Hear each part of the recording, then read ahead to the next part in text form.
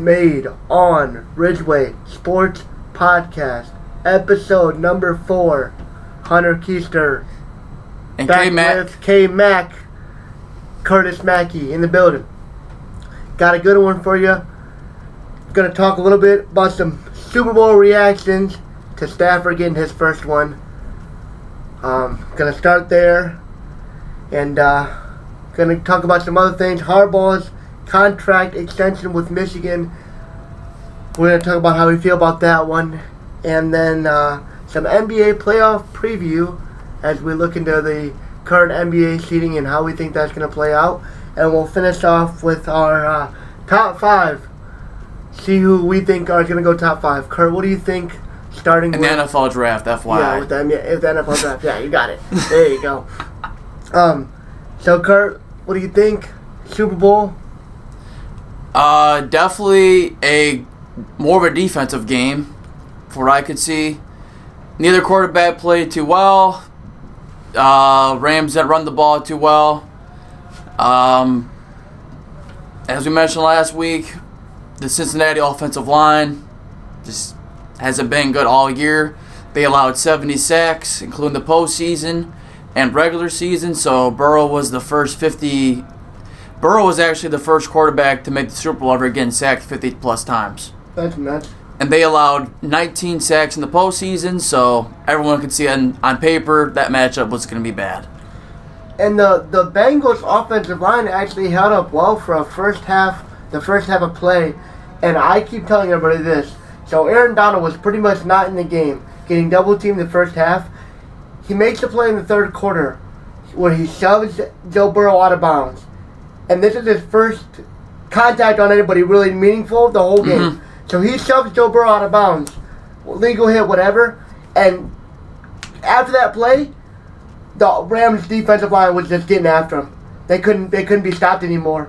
And the Bengals did it good for a half, and then they allowed like 7 sacks in one half, I'm pretty sure, 6. I think they might have had 1 in the first half, but I don't agree with you when you say that both quarterbacks didn't play very well. I thought that Stafford played a good game. I mean, he had 2 interceptions, I believe. I mean, they didn't play as good, is what I'm saying. Yeah. He had 2 interceptions. One was off his receiver's hands, and one was a 3rd and 15, throw to the end zone to almost punt. I know what you're talking about. Yeah. Other than that, I don't think the first one wasn't his fault. His receiver stopped on that route. Yeah. I remember, he stopped for... I know. He was open right across the middle. One of the passes, he hit him right in the hand and just bounced off and picked off. But, I mean, the Bengals played a decent offensive game. I thought that Jalen Ramsey looked miserable. I mean, he got burnt. He shouldn't have gave that one long touchdown because that was a face mask for sure. So we'll touch on those penalties in a second. But other than that play aside, Jalen Ramsey still gave up a touchdown and like 70 yards without that play. He played miserable. He was awful. That was probably one of his worst games I've ever seen. One of the worst games I've ever seen Jalen Ramsey play. And so that was surprising. Jamar Chase, Joe Burrow, nothing to hang your head on if you're Bengals fans, because at this point, they might be the king of the North. You might have the king of the North in Joey Burrow. Stop. You might. I know Kurt don't want to hear that, but Joey might be maybe this year, but I don't know. The Ravens will make a solid push when they're healthy for sure. But going back to that, if the Rams don't win that game, I think everyone's going to blame Jalen Ramsey. Yeah. Because he honestly played pretty bad. 100%. But just from what I saw, I think the Bengals got robbed. That defensive holding call on that 3rd down in the red zone on Logan Wilson, did you see that? That was not holding. 100%. Now, he maybe put his hands up a little bit, but he did not pull or grab or interfere with that route on Cooper Kupp at all. This is what I said last week during the work week to my friends and other things like that. I think that call was completely and utterly a makeup for the missed face mask. For the face mask, yep. And everybody's argued, you can't ref like that. You can't, no, you have to understand something. That play doesn't happen, and the Rams lose. The entire NFL fan base is going to blame the ref for not making that face mask call. And I feel like the NFL knew that. So, to be honest, because there was a little bit of contact. Nothing that should have drawn a holding call, but there was contact. If you can make it a case for it, but in my mind, I really think it was a just makeup. so brief. I think it was a makeup. I really think it was a makeup. And it seemed like they're letting them play the whole game. Yeah, and then they finally started calling. And then in that final drive, they kind of. It's a hard pill for Bengals fans because you shouldn't lose like that. There shouldn't be a makeup call. They should have called the face mask. They should have just. Yeah. And it would have been. They never called that one. But so. I mean, they're 1 yard away. They had a 3rd and 1 and a 4th and 1 with chances to extend their drives. Yes. Oh no, they had their chances. So you can't really blame that as well. Like it's a deciding factor for sure. But the Rams would have had the same thing. I think it was the 4th and 1 where Aaron Donald stopped Pirine. Yeah. I don't know why you don't play Mixon there. Yeah, that was everybody's complaint. Why he had like 70 yards and maybe 10-ish carries. And I don't know why they didn't run the ball more. Burrow, before he gets sacked, makes a last-ditch throw to Pirine, and he doesn't even really go for it. And people were saying, and I saw the play too, if he makes an effort, he catches that ball. If he made an effort, he would have caught it, and the drive would have kept going. So nothing to hang your hand on if you're Bengals fans, honestly. But yeah, going back to those calls, I really think it was just a makeup, and it's a rough way to go out. Did you see the screenshot in the last play where if Burrow had time, Jamar Chase was wide open? Yes, he burnt Jalen Ramsey again. Yes, he killed Jalen Ramsey again. That would have been Imagine that. If you would have gave that up for the game, yeah. Jalen Ramsey did not play well, and he definitely got bailed out by that defensive line. Cooper Kupp getting the MVP for the Rams. He deserved Just it. makes sense the way his season was. Makes sense the way his season was. 8 for 92 and 2 touchdowns.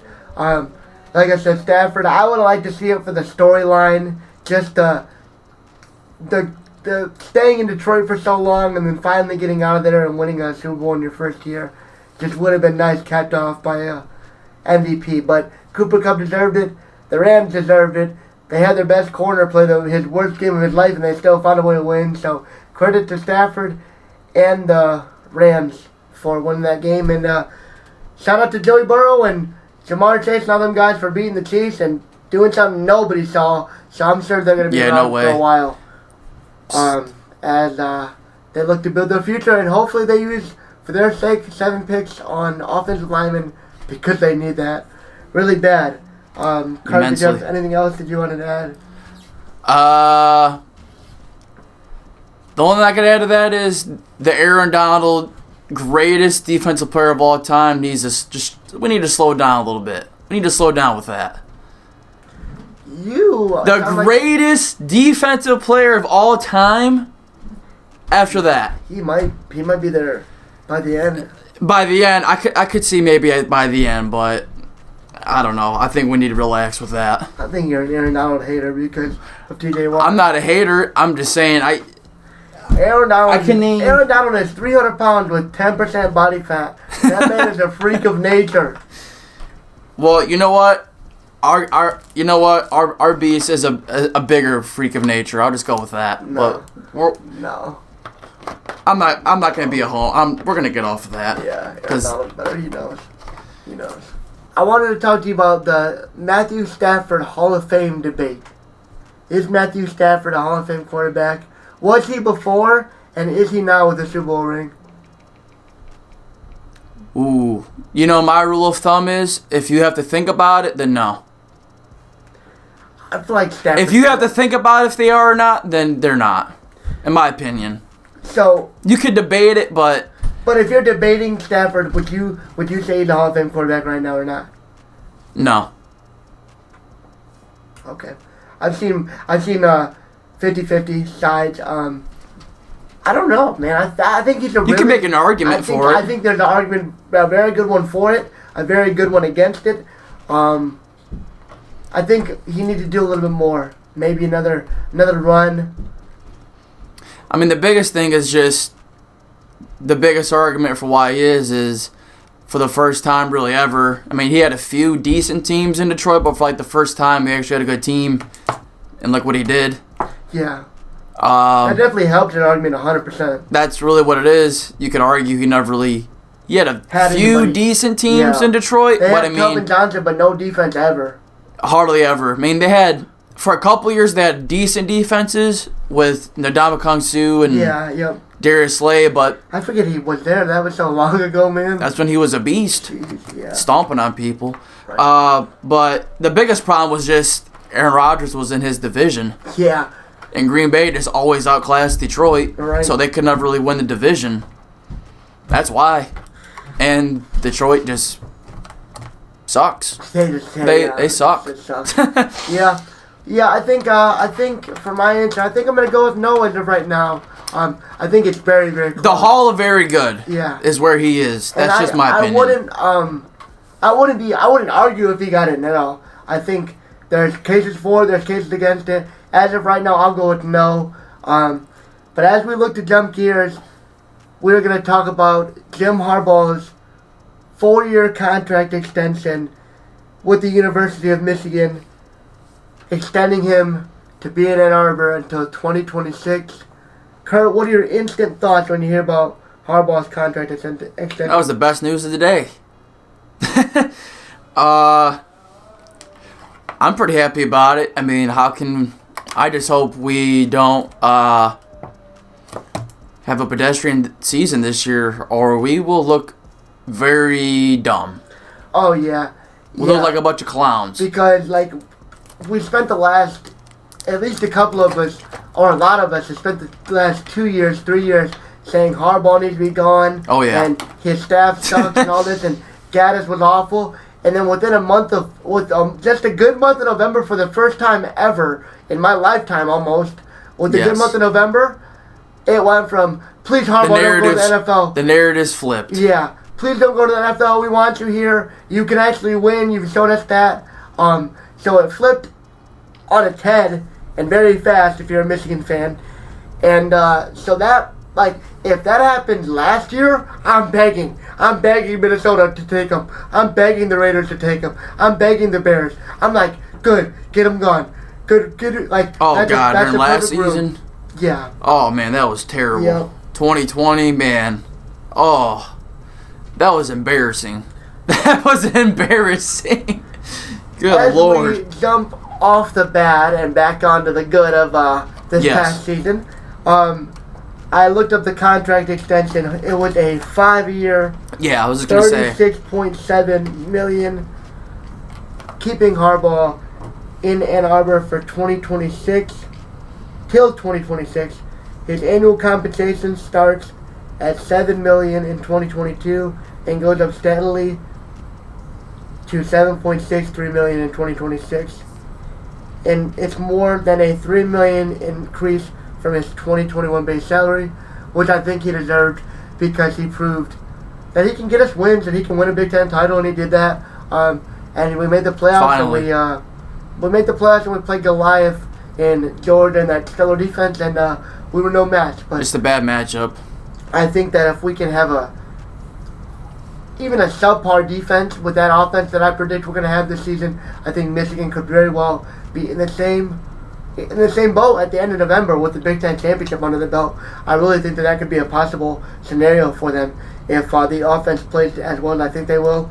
But we'll save that. That's way down the road. So, Kurt, you would say you're happy with the extension? Absolutely. Happy with what he got? Absolutely. With what he got we had paid? to. I definitely didn't. I didn't know his contract was really up like that, or was it? I didn't think about it. It was. It was up, so we had to. Yeah, because we were always like, whoa, how many more contract years did he have left? Mm-hmm. And we kind of forgot about, well, it's finally up because we actually had a good year. Imagine if last year would have been this year. Mm-hmm. Oh, man. No way. Oh, get out of here, Harbaugh. Yeah, see ya. Don't re-sign him. Do you believe that Harbaugh will look into the NFL? That's what I'll ask you next. He's come out and said that he will not. What do you think? Do you think that he will flirt with the NFL again? Man, I hope not. I don't know, though. Because to me... Words are one thing, actions are another. To me, it sounded like he wanted the NFL and nobody wanted him, which scares me, but I don't blame him for wanting another shot at the NFL because it's hard for me to be mad at him, but on the same token, as a Michigan fan, it's like you're over here because he was under the assumption that he was flying to Minnesota to take the job. Yep. So he was already out of Michigan in his mind, right? It just when he got on the plane, he was on the plane thinking, I'm going to be the next coach of Minnesota. So, like, that's what it sounded like. It's hard to be like, it sounds like we were his plan B. Right, and that's tough. But I mean, like I said, it's the NFL. It's not like he's looking at another college like, I want to go over there. Like, this is the NFL. So like I said, it's a weird. It was a weird situation. It was a really because weird after couple weeks with the flipping of teams, and then the one couple days of him was a lock to Minnesota. So then we're all as fans pretty much expecting the worst and waiting for him to leave, and then out of nowhere, Harbaugh will stay. And it was just, we got a roller coaster of emotions to start the season. But I like the staff. I don't know, I probably read out a lot more about the staff than Kurt did. It relieves me this week that it came out that John Harbaugh said Mike McDonald and Jesse Minter were 1A, 1B. Take your pick. That's what he told Harbaugh last year. So, as a Michigan fan, if there's somebody as good as Mike McDonald and what he did for our defense, and Minter was 1B, the biggest thing is a lot of the schematics are going to be the same. Yes. So that's a big time plus, because not a whole lot's really going to change. Paul Kurt's got to deal with the expertise of Mike McDonald now as public enemy number one. I don't want to get into that right now. Kurt's not too happy. That's gonna be a clown show this season. Yeah, depending on who they play quarterback. Yeah. So, I guess we both like the deal. I think that Harbaugh got what he deserved. He got a little bit of a raise because he deserved it. He had a good year. Like Kurt said, though, I will emphasize it too. We go 8-4 this year and have a step back. We're gonna look like absolute morons for sitting on here and clamoring on social media that we wanted him and begging him to stay.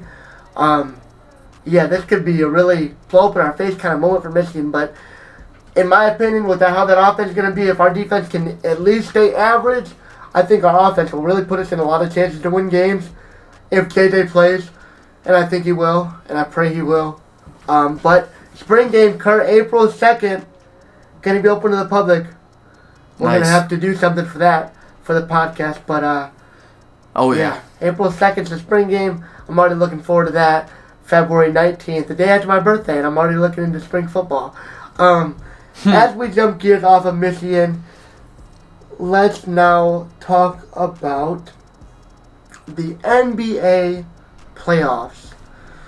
Let me get on my handy-dandy computer here, and I'm going to look at the standings? NBA playoff picture. All right, we got the playoffs pulled up for you guys now. We got the Heat in first place, the Bulls, magical run in second. Yeah. You got the Sixers and the Cavs. Boo. Pretty much right around the same record here. The Sixers obtain James Harden at the deadline. That's huge for them. The Cavs got LeVert from the Pacers. Yeah. The Nets. He was on the Nets. No, the Nets made a trade. They already traded LeVert before then. Oh, so he was on the Pacers? Yeah, he was already on the Pacers, I'm pretty sure. Got it. So we got Cavs at 4 with the same record as the Sixers. The Bucks are a 5 seed. That's shocking. They're having a middle of the pack year, and I thought they would be contenders. I mean, they've been pretty good, actually. It's 36 and 24 isn't bad. They actually have more wins than those two teams. It's just a lower winning percentage. Yeah. The East is pretty decent looking right now, so I guess that's really not bad. The Celtics coming at 6. They're not looking too shabby. How many teams get in? 7? 8? 8. So and then there's the play-in tournament. We got the Nets at 8. Oh, yeah. Their team's really been dismantled this year. Yep. The Raptors at 7. I can't believe they're still even contending with that team. They're not looking very good as a team. Yeah. That's, I don't even know who they really have because DeMar DeRozan left the Raptors to go to the Bulls, and Kyle Lowry went to the Heat. Yeah. So I think all they have is Siakam? Pascal Siakam? What happened to that? Who? The Magic. I thought they were good. No, the Magic are not good. The Hornets haven't been good. The Hornets could be a scary play-in tournament team if they make it. So, Oh, you already know. Kurt, if you had to predict right now, who comes out of the East? Right now. Yeah. The team I'm about to say makes no sense right now, but it will playoffs don't start like May. I'm gonna go with the Nets. I really think Simmons is gonna slide in a lot better there than with the Sixers, because KD's a shooter. He can score whenever. Simmons can play defense. That's another big body they got, because they don't really have any big guys a whole lot. And when Kyrie can actually play at away games, then there's your second or third. If he can play for the playoffs, I like the Nets too. Just to play devil's advocate here. But I wouldn't sleep on the Bucks either, though. I mean, they won the finals last year, and Giannis has actually been developing a outside game. Yeah, not just all interior scoring. I really like the Heat this year, man. I almost want to pick them to come out of the East. With guys like Tyler Hero, Duncan Robinson, Jimmy Butler, Kyle Lowry, Bam. I can't say his last name, but their center. He's a bit of a smaller guy, but he can still score a lot. That team, man, I really want to pick them. I think I might pick them. Definitely not picking the Sixers, I tell you that. Yeah, I think they're still decent, but I like Joel, but James Harden, not really a fan of. Yeah. In the playoffs, he kind of just shrinks. Right. He always kind of has, and this is his third team. He's just... And he really didn't even look that good anyways with the Nets. Right. Maybe because of lack of effort, but I don't know. He looked kind of fat. Yeah. He looked like he was out of shape. Yeah, I mean, some players don't look always super athletic, but he just looked fat. He looked out of shape. I'll say that. Yeah. So that's our pick for the East. Let's jump over to the Western Conference, where we see the Suns 48 and 10. They've been phenomenal. Good They have been. Lord. Look at their last 10 games, 9-1. You got the Warriors and the Grizzlies at 2 and 3 with right around the Not same surprised. record. The Jazz, Mavs, and Nuggets are all within a couple West games. is tough. Yeah, the West is really tough. close. T-Wolves, Clippers, and Lakers. Yeah, that's a really scary playoff picture. Wow. Memphis is so good, but then it's like Phoenix 48 and 10. How do you pick against them? Wow. I think I saw something crazy. Ever since like the play-in tournament started, the Suns have lost like a total of 20 or 30 games in 2 years. And then you got the Lakers. They could have like the Lakers and Suns match the first round. Possibly. And if the Lakers are fully healthy... AD just got injured the other night. Yeah, I know. And Russell has been a bust. Yep. And LeBron's actually been really good, but, I mean, he's... Basically by himself. He's like year 19. Yeah. And so he can't play no defense, which... Who the hell can? Right. I mean, they might sneak in, but I have a hard time believing it. If the Trailblazers miss the playoffs, Dame could be gone. Well, they traded CJ McCollum, and I think Lillard's been injured. Honestly, I think he has. Guess that makes sense on why they're down so low in the standings. My Thunder down here with at 18 and 40, and look at the Rockets. John Wall's on that team, right? I think so. Good. I don't know. Who is there? I gotta see. I think the only player they have on their team that's any good is Clint Capella. I'm not sure though. That's just Rockets. Oh, I don't even see John Wall in this thing. Maybe I think he might be on the Wizards. Dennis Schroeder. Maybe. Good Lord, yeah. Oh yeah, Dennis Schroeder. Yeah, he was on the Lakers last year. Kenyon Martin. Wow. I mean, honestly, for the West, man, that's tough. Ooh. A lot of good matchups. I mean, that's just that's a heck of a record, though. 48 and 10. The Suns are 48 and 10. That's a heck of a record. Who do you think they come out of the West? They got a good chance. I think it'll be.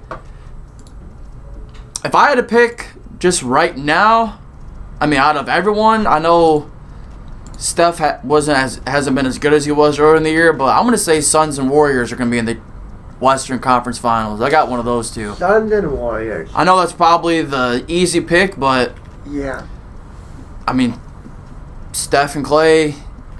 Clay's actually back this year. The Warriors are actually good. They're always good. They just weren't last year because all they had was Steph. You know, and the Suns with Chris Paul and Devin Booker, and can't remember their big man, their center. Yeah, he's pretty. Aiden. He's like a young. Yeah. Is it DeAndre Aiden? Yeah, he's pretty solid. I got to say one of those two teams. We're talking right now. Yeah, for right now, just to be a little different, I would personally like to see a Grizzlies and Suns Western Conference Final with John Morant and Devin Booker. That'd make it exciting. And I think those two young teams could clash, and that could be a really good 7-game series. So for right now, I'll take the Grizzlies and the Suns. And if I had to pick a Western Conference champion right now, I can't pick against the Suns. 48-10 is too good right now. Of course, they could fall on their face when they get to the playoffs, but for right now, Chris Paul might get hurt. For right now, that always seems to happen. It really does. He really does have the unluckiest luck when it comes to playoff time. But for right now, if everybody stays healthy, I got to take the Suns to meet up in the East. So you would have it like Suns Heat or Suns Suns Heat or Suns and Nets. Yep. Suns Heat or Suns Nets, I could see. That'd be a good matchup. Those would both be really good matchups. Booker, Chris Paul versus KD, Simmons, and Kyrie. I'd actually watch that. All right, we're going to jump into the last segment of this show, and it's going to be our top 5 players in this year's draft, where we think the top 5 players will go in the draft. For the Jags, I think they're going to get the tackle from Alabama. His name is Evan Neal. I thought the same thing. That's funny. Because if Trevor Lawrence is the guy, I mean, they need an offensive line. Yeah. You need offensive line. Yeah. I think that's the move. Yeah, I mean, Kurt stole my pick 1. I had Evan Neal as well. Just for that exact reason, I feel like, I mean, Hutchinson and Thibodeau could be great players, but edge rusher or They already got Josh Allen. Yeah. Oh, and then edge rusher or star tackle, I feel like you're going to find a stud tackle less than a good edge rusher or elite edge rusher. So I think on the Jags, I let Hutchinson go to Detroit, and I'm taking Neal as well. Yeah, I was going to say Aiden's going to Detroit, in my opinion. We both got to pick 2. I know that's really vanilla, but... Yeah, I guess for both of us, I think we're both thinking he played in Michigan, and this was the best season Michigan has had. From the outside looking in, even in 10 years almost, this has been the best year for us. So, as a Lions, I think they need an edge rusher. They kind of pick at a weird spot because, I mean, they need O-line, but I really think that edge rusher, they need help on them. They need defense. Yeah. Detroit, they haven't had a good edge rusher since, like, Ziggy Ansah. And I think just the hometown kid coming to Detroit to play in the NFL would be wonders for the team, for the team and everything like that. And they have another pick at that back end of the first round, which I guess we'll get into when we do our full mock drafts. Who's the third pick? Who's the third pick? The third pick, who is the third? Aha. Houston. Houston's picking third.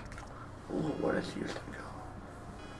I could almost, just because I see them, I don't know, I can't say which quarterback they're going to get, but I think they're going to take a quarterback.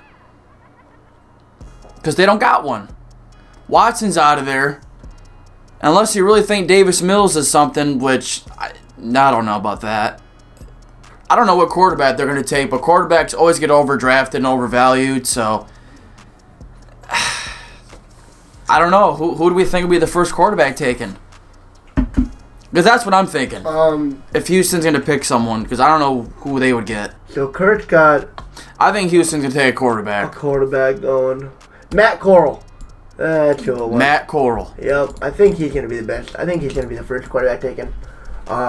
He's good, but I think, like you said, they always get overdrafted, and so he's the first quarterback. I don't know if he goes 3 though. What do you think? So you think you got Corral then, or one of the quarterbacks is? I got one of the quarterbacks. I don't know which one, but and then fourth team is the Jets.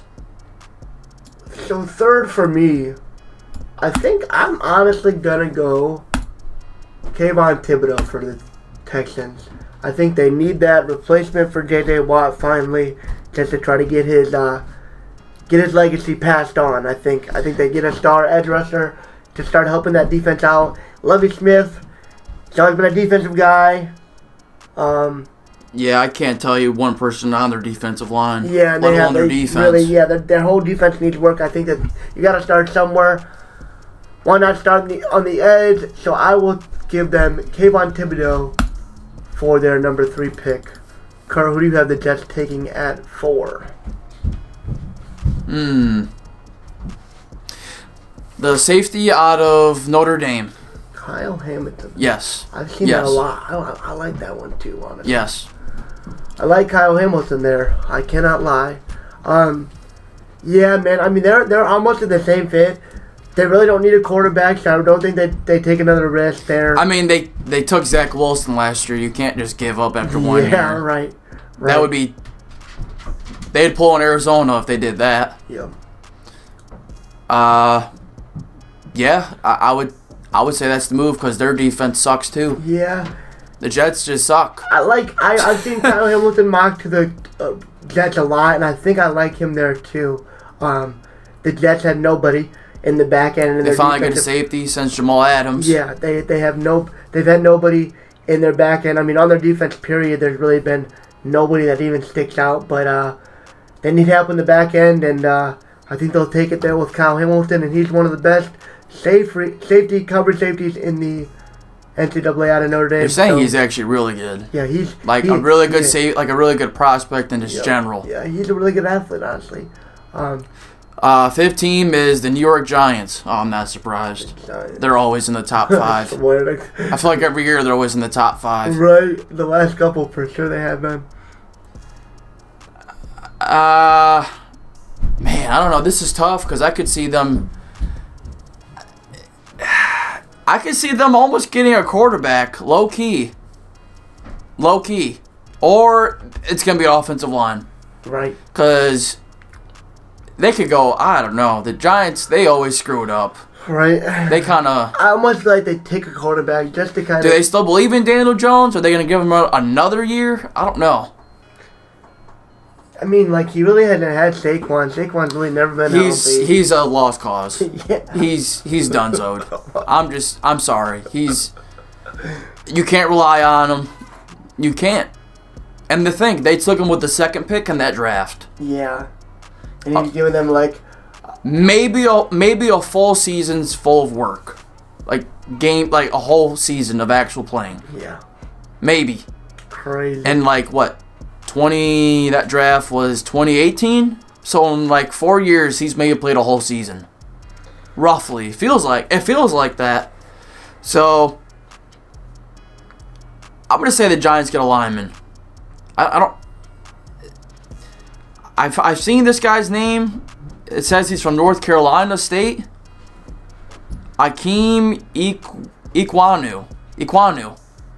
I think that's how you say it. I fucking hope so. But if they don't go O-line, quarterback's the move.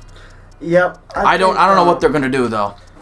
But if I had to say right now, that's what I would go with. I think the Giants look to rebuild from the top, and for some reason, Sam Howell from UNC kind of slides in there well for my liking, because I'm a hopeful Saints fan that Malik Willis drops to them. Please God. So I will give the Giants Howell out of UNC for my final. Baker Mayfield Jr. Sounds like it. He looks like him. Looks like he looks like another version of him. Yeah. Can't lie. Like, straight up. Out of all of these guys, I think he's probably the one that I'm most worried about becoming bust. I think he's not gonna. I'm not a fan of his class. Yep. I'm really not. So yeah, that will do it. We got a good show in today, yeah? Oh yeah. Anything else you want to add in before we close it out? No, I'm just ready for this off season to get started. Yeah, ready to get deeper in this off season and free agency, and we'll have some more exciting stuff to talk about. But bear with us as we get through the dry stages of sports. Yes. And the wintertime and the cold, and it's almost all over, so we're excited for that. I hope you guys enjoyed episode 4, Made on Ridgeway Sports Podcast. Like, comment, subscribe wherever you're watching this or listening this to. Follow us. Don't miss out. We got great content coming to you guys. Vlogs from football games, a bunch of different content, weekly picks. The real truth. Q&A. Just everything you guys want to hear. Come everything. Back. Made on Ridgeway Sports Podcast, episode 4. Hunter Keister. K-Mac. Closing it out. We'll see y'all later. Adios. See you next week.